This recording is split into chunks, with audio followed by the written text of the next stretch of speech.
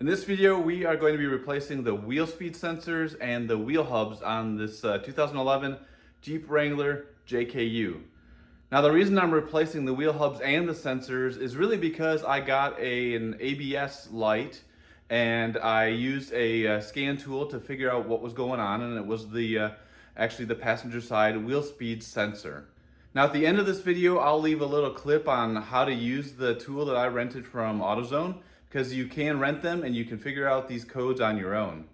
But this Jeep is a 2011 model, so it's math in public. It's a 13-year-old Jeep. It's only got 111,000 miles on it. But the process of replacing the sensor, you have to get into where the hub is anyway, and it shouldn't be that much extra effort to replace the hub as well. And the bearings on these, I don't know, they sound fine, we'll find out. But with 111,000 miles and 13 years on them, may as well replace those as well because they're not that expensive. So I am doing both sides, even though it's only the passenger side wheel speed sensor that showed failed. But for the wheel hubs, you want to go ahead and do both of them at the same time. Now, I am going to be replacing the U-joints on the front axles as well. That needs to be done, but I'm not going to put that in this video. I'm going to link that video once I publish it. It'll be up in the corner down in the video description if you want to see that as well. But that's enough talking. Let's go get this up on jack stands, get the tire off, and let's go ahead and get started. With the tire off, let's jump to the thing that we worry about the most and need to be the most careful about. It is the hub bolts. There are 3 of them, one here, and one on the opposite side over there. And I'm going to take a wire brush, clean these off, get some PB Blaster on them, and then once I get the rotor off, put PB Blaster on the other end of these. We have to be really careful getting these off so that they don't break. That makes things a whole lot worse. And of course, you have to use a 12-point 13mm socket to get these off, but we'll get to that shortly. So if you're only replacing the wheel speed sensor, you're obviously not going to remove the wheel hub bolt, so you don't have to really do that prep step. But the next thing you want to do either way is disconnect the wheel speed sensor harness from the Jeep. You can find the connection pretty easily. The wire harness is this one here. It comes out of the back of the wheel hub, goes up in front and then underneath this, through the steering knuckle, up and then along the brake line, up behind the shock, up in to where the mount is for the shock tower. And you can see these 2 holes right here. That is where a couple of Christmas tree type fasteners are on the wheel speed sensor itself, holding it in place. And then the other end of the connector, which is right here on mine because it's already disconnected, is what stays in the Jeep. So this is pretty awkward to get to if you have fender flares or your fender liner still in place. You can just pull them back, but it's a pretty tight connection. So what you really need to do is get in here with a trim tool or screwdriver or something and pull or push out Christmas tree fasteners here, and then also free up the line here off this bracket, and then it just pulls out. And then you have enough slack to where you can pull the harness forward, the front of the Jeep, and then that will get it far enough over to where you can reach in and you can see it by pulling the fender liner back. And then it's got one of these red protective tabs on it. You need to pull that back. And that's maybe the hardest part because it's really hard to see back here when everything's connected. And then pull it apart. And then your end of the sensor is freed up. And then you can just remove it from all of the clips that hold it in place. And maybe before you do that, you take a picture of the layout because you're going to want to replicate this. So whether you're replacing the speed sensor itself or the wheel hub, next easy thing to do is just free up the harness for the wheel speed sensor. As you're doing that, you're going to get down to the bracket that is mounted on your spring perch. Mine's a little bit different because I've got a little offset thing going on because of the lift that I've got on here. And I've also broken the Christmas tree fasteners that hold the wheel speed sensor harness to the bracket, so I'm using zip ties. But either way, you just need to remove these, and the new the new wheel speed sensor should come with new fasteners so you can clip it back into this bracket.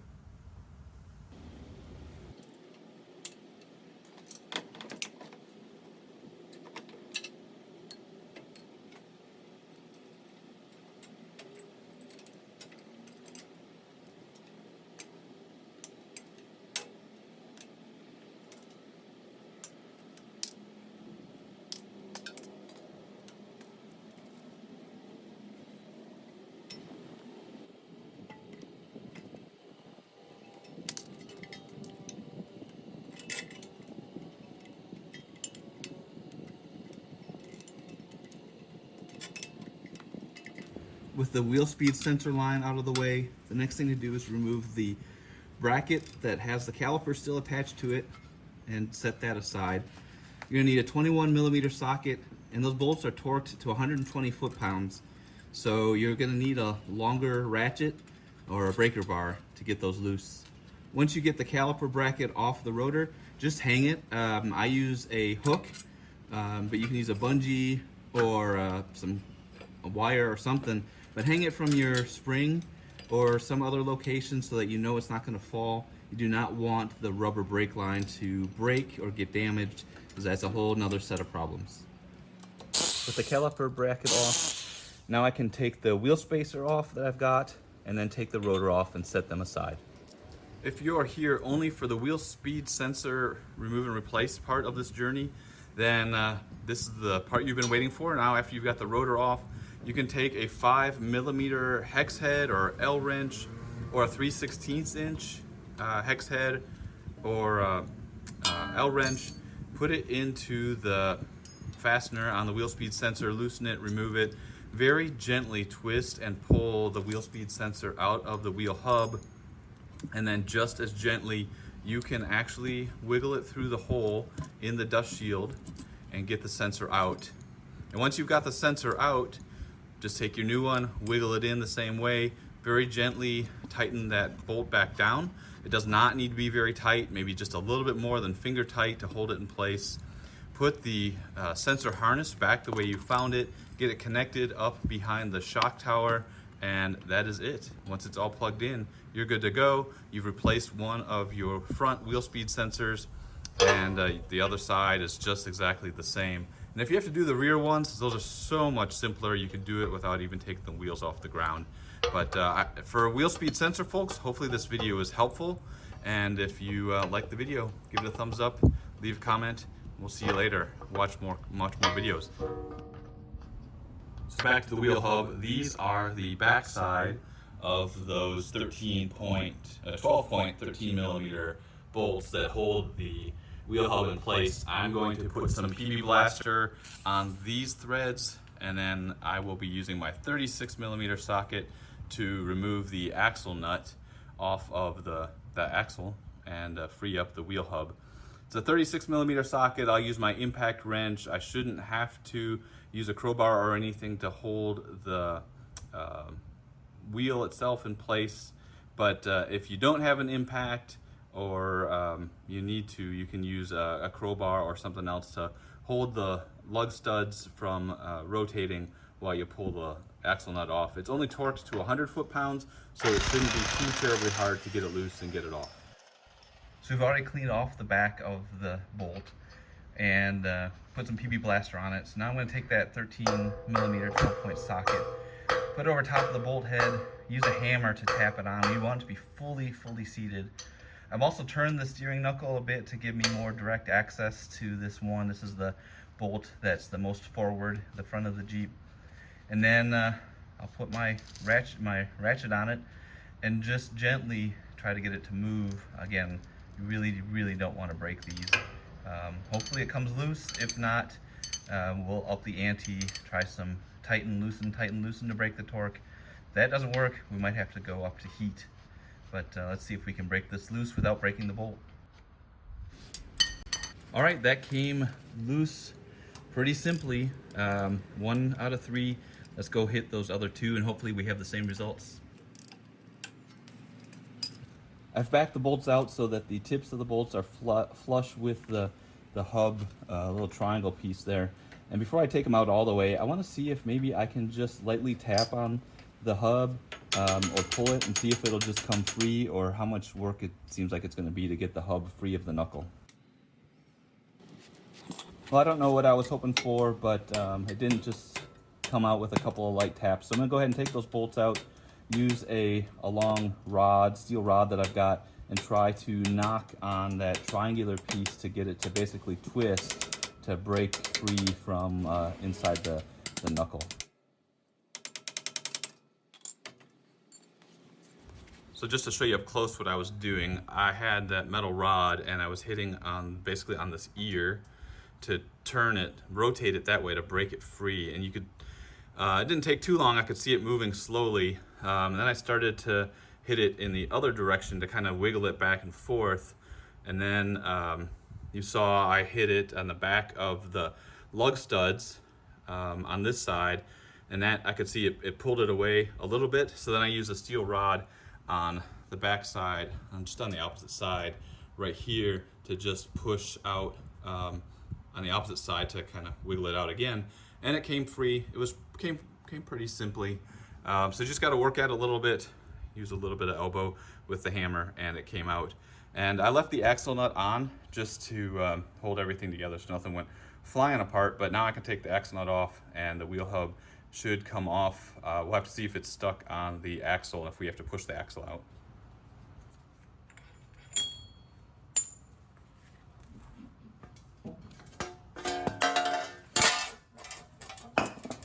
All right, here's the old wheel hub. That's the hole it came from, and it came off the axle itself with no problems, probably because I hit on the back of the hub a couple of times to get it loose from the steering knuckle, and it probably loosened it up off the axle too, but it came off pretty simply. And then of course the dust shield came off as well. I'm assuming that you still have yours. Maybe take a picture before you take it off just so you know how it goes, so that you get it installed properly when you go to put everything back together. But now it's just a matter of getting the new wheel hub, getting it installed. And I'm gonna go take a quick break and make a whole nother video on replacing the U-joints on the front axle shaft, but I will be back in the quick cut of this video to reinstall the new wheel hub and get it all torqued in place. And just like that, we're back. Same axle, new U-joints, all installed. Now it's time to get that new hub installed as well. So to install that new wheel hub, I'm going to put some anti-seize on the splines of the axle and then lay the dust shield on top of the new wheel hub. There's a cutout for the wheel speed sensor. Make sure that the cabling goes through that. Also, the big cutout in the dust shield goes towards the caliper, and so you need to make sure that that is all oriented correctly. Just like 3 or 4 pieces you have to push up there all at once. And then once you get it up there, use those 3 bolts to get those started, and then kind of hold everything in place. Once you get all 3 bolts started, you want to run them in evenly, so a few turns on all 3 of them, just rotating around until they're all snug. Don't tighten them just yet, just get them all snugged up.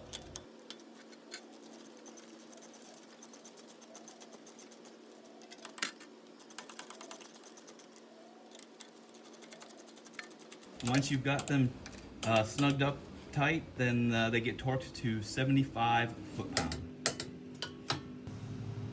With the wheel hub torqued down, next we can route the wheel speed sensor harness at least part of the way. It goes underneath or through the knuckle, over from the front of the Jeep to the back towards the suspension and the shock tower, and then it'll go back behind the spring. And you really kind of just followed all the little rubber grommet things and put them in their little brackets. I'm not going to put it all the way up quite yet because we'll go ahead and put the rotor on first, get the brake caliper installed, and then finish up the wheel speed sensor. So next up, we are going to put the axle nut on and torque it to 100 foot-pounds. If you torque nothing else, torque this one to spec. It's what puts preload on the hub bearing. If you get it wrong, you have a good likelihood of killing the hub bearing earlier than it would otherwise fail.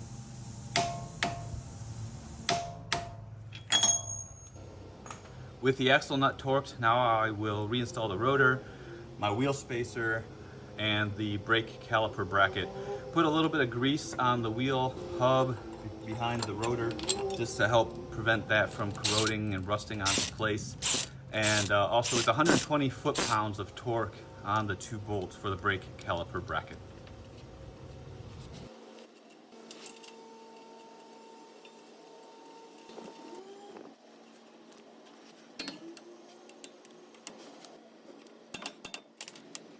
With the brake caliper back installed, now it's just a matter of running the wheel speed sensor line back up behind the shock tower.